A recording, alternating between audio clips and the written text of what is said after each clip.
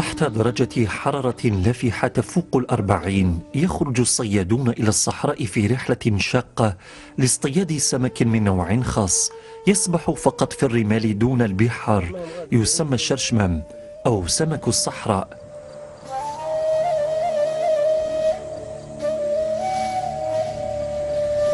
هو أحد أنواع الزواحف النادرة في العالم المهددة بالانقراض، والتي تعيش فقط في صحراء الجزائر.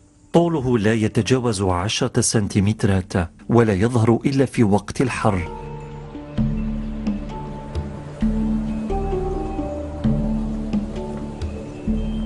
أغلب من يمارس هذه الحرفة هم الشباب الذين يتحملون عناء المشي في الكثبان الرملية والحرارة والعطش أحيانا، وتتطلب عملية الصيد المحفوفة بمخاطر عدة تركيزا كبيرا لتجنب الحشرات والأفاعي والعقارب.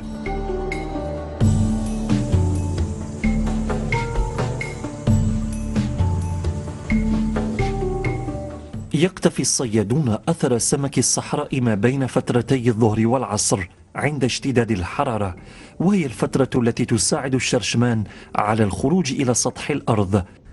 يدخل سمك الصحراء في سبات عميق لمدة تتراوح ما بين 8 إلى 10 أشهر، ليفيق من سباته مع نهاية فصل الربيع إلى غاية بداية فصل الصيف، وهي الفرصة التي ينتهزها أهل مدينة وادي سوف من أجل اصطياده.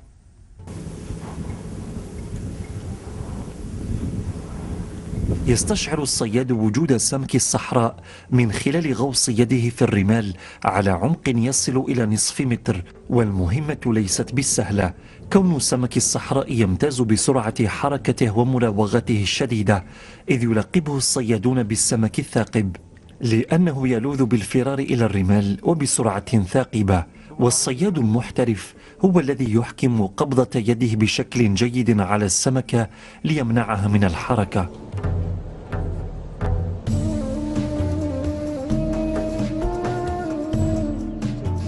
تبعوا الجرة تاعه، هو يمشي شوية ويغوص في التراب، إلا ما تبع الجرة تاعه تلقاه غاص في التراب تجبد، تحفر عليه تجبد.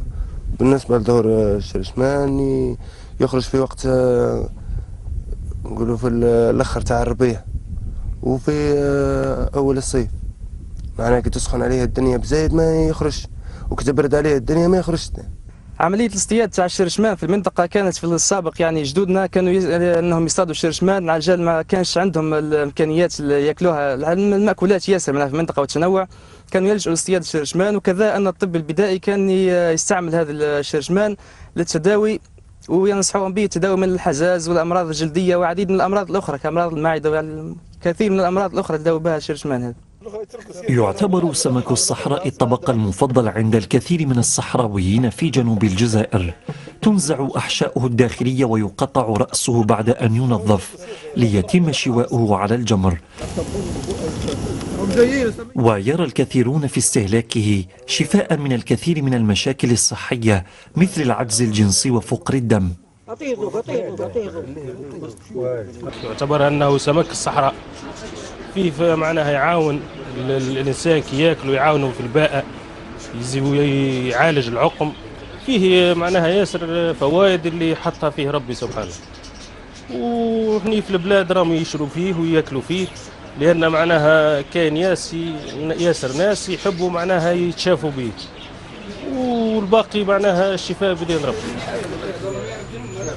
تحول سمك الصحراء إلى تجارة مزدهرة في أسواق المدن الصحراوية، وينتعش هذا النشاط التجاري مع حلول فصل الربيع إلى بداية فصل الصيف، إذ يكثر باعة الشرشمان الذين يتعاملون مع الصيادين المحترفين، فهم يصطادون النوعية المفضلة من سمك الصحراء الذي يتميز بحجمه الكبير ويطلق عليه العبادي.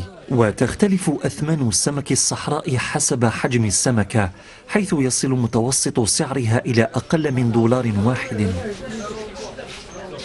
يعمل الصيادون على بيع الكميات التي تم اصطيادها من سمك الصحراء من دون تربيتها بسبب تزايد الطلب عليها من قبل فئة كبيرة من سكان المدن الصحراوية، يقينا منهم من أن استهلاكه يكسب صاحبه مناعة ووقاية من سم الأفاعي واللسع العقربي المميت.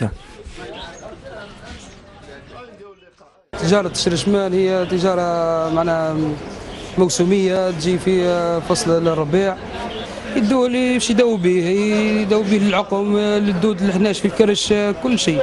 معناها هذه الفائدة تاعو، كان اللي يشريه يبغيه زيه، وكان اللي كل واحد يبغي يستعمله، كان يستعملوا حي يذبحوا حي وياكلوه، وكان اللي يستعملوا مجفف.